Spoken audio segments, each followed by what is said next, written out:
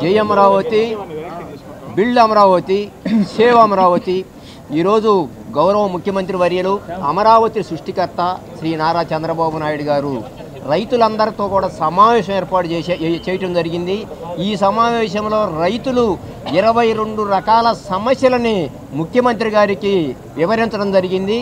ముఖ్యమంత్రి గారు ప్రతి సమస్యను కూడా రైతులకి పూర్తిగా వివరించి ప్రతి సమస్యను కూడా చదివి ప్రతి సమస్యను కూడా సాల్వ్ చేస్తాం. దీనికి సంబంధించి కేంద్ర మంత్రి వర్యులు పెమ్మసాని చంద్రశేఖర్ గారు, స్థానిక శాసనసభ్యులు తెనాలి శ్రావణ్ కుమార్ గారు, మంత్రివర్యులు నారాయణ గారు ముగ్గురితో కూడా కమిటీ వేయటం జరిగింది. ఈ కమిటీ నెల రోజుల్లోనే సమస్యలు మొత్తం కూడా సాల్వ్ చేస్తారు. రైతులకి ఎటువంటి ఇబ్బంది జరగదో జరగనేమో. ఏ సమస్య వచ్చినా కానీ మీరు మా దృష్టికి తీసుకొని రండి, వెంటనే సమస్యలన్నీ కూడా పరిష్కరిస్తాం. అంతేగాని మీరు ఎక్కడ పడితే అక్కడ ఇష్టం వచ్చినట్టు దయచేసి మాట్లాడొద్దు. మీరు దయచేసి ఆ విధంగా మాట్లాడి నష్టాలను సవి చూడొద్దు. ప్రతి సమస్యను కూడా సాల్వ్ చేస్తాం.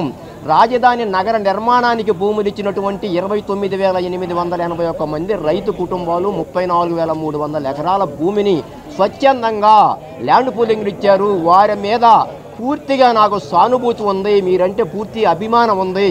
కాబట్టి ఎక్కడా ప్రపంచంలో ఇవ్వనటువంటి విధంగా ఈ రాజధాని నిర్మాణానికి భూములు ఇచ్చారు. మీకు ఎటువంటి అన్యాయం జరగనివ్వనని చెప్పి పూర్తి హామీ ఇవ్వడం జరిగింది. బాబు గారు చెప్పిన మాటలకే మేమందరం కూడా పూర్తి సంతృప్తి పొందడం జరిగింది. అదేవిధంగా రాబోయే రోజుల్లో ముందు మేము ఏ నిర్ణయం తీసుకున్నా కానీ మీకు ఎటువంటి ఇబ్బంది జరగదు, పూర్తిగా మీరు సహకరించాలి అని వారు కోరడం జరిగింది. సమావేశంలో పాల్గొన్నటువంటి 100 మంది రైతులందరూ కూడా ఏకగ్రీవంగా బాబు గారు తీసుకున్నటువంటి ప్రతి నిర్ణయాన్ని కూడా మేము స్వాగతిస్తాం, గౌరవిస్తాం, ఆమోదిస్తాం అని చెప్పడం జరిగింది. మిగతా ఇప్పుడు పోలింగ్ తీసుకునేది కాకుండా మిగతా భూములు కూడా ఇతర గ్రామాల్లో భూములు కూడా పోలింగ్ తీసుకుంటూ ఉన్నారు కదా. దానికి సంబంధించి అప్పట్లో కొంతమంది టమ్ చేసుకుంటూ అభ్యంతరాలు వ్యక్తం చేశారు.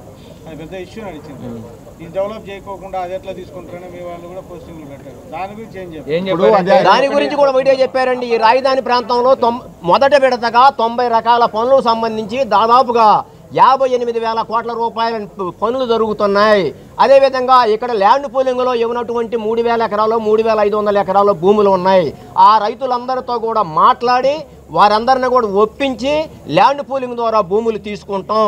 ఇంకా ఎవరైనా సరే ఇవ్వనటువంటి రైతులు ఉంటే దాని మీద ల్యాండ్ ఎక్విజేషన్ చేస్తాం. తప్పనిసరిగా దానికి ల్యాండ్ ఎక్విజేషన్ చేస్తామని కూడా చెప్పడం జరిగింది.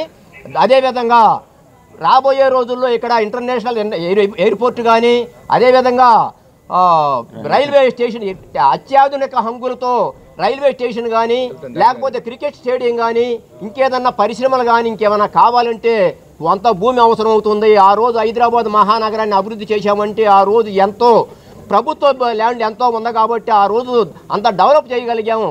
హైదరాబాద్ని ఒక అంతర్జాతీయ స్థాయిలో కూడా మరి భారతదేశంలోని ఒక మేటి నగరంగా తీర్చిదిద్దామంటే అక్కడ భూములు ఉన్నాయి. కాబట్టి నేను ఏ నిర్ణయం తీసుకున్నా మీకు ఎటువంటి నష్టం జరగకుండా చూస్తాను. కాబట్టి నేను తీసుకున్న ప్రతి నిర్ణయాన్ని మీరు ఆమోదించాలని చెప్పడం జరిగింది. రానున్నటువంటి రైతులందరూ కూడా ఏకగ్రీవంగా మీరు ఏ నిర్ణయం తీసుకున్నా కానీ మేమందరం కూడా కట్టుబడి ఉంటామని చెప్పి మేమందరం కూడా హామీ ఇవ్వడం జరిగింది.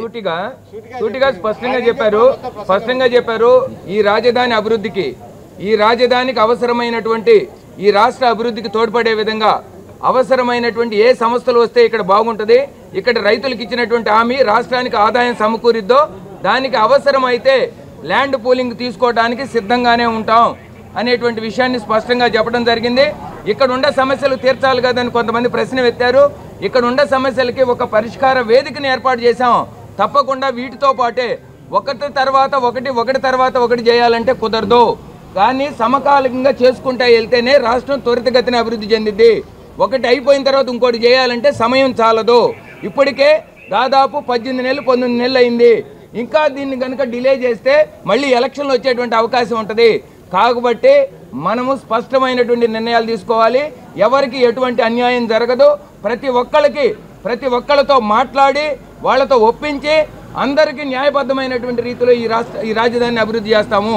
అది ఏదైతే ఈ రాష్ట్ర ప్రజలందరికీ హామీ ఇచ్చామో స్వయం సమృద్ధి రాజధాని ఇది. ఈ యొక్క అప్పు భారం కానీ ఎవరి మీద పడకుండా రాష్ట్ర ప్రజల మీద ఇక్కడ ఉన్నటువంటి ల్యాండ్ బ్యాంక్ మానిటైజేషన్ చేయడం ద్వారానే ఈ అప్పు అంతా తీర్చి రాష్ట్రానికి ఒక ఆదాయ వనరును సమకూర్చే రాజధానిగా తయారు చేస్తామని చెప్పారండి.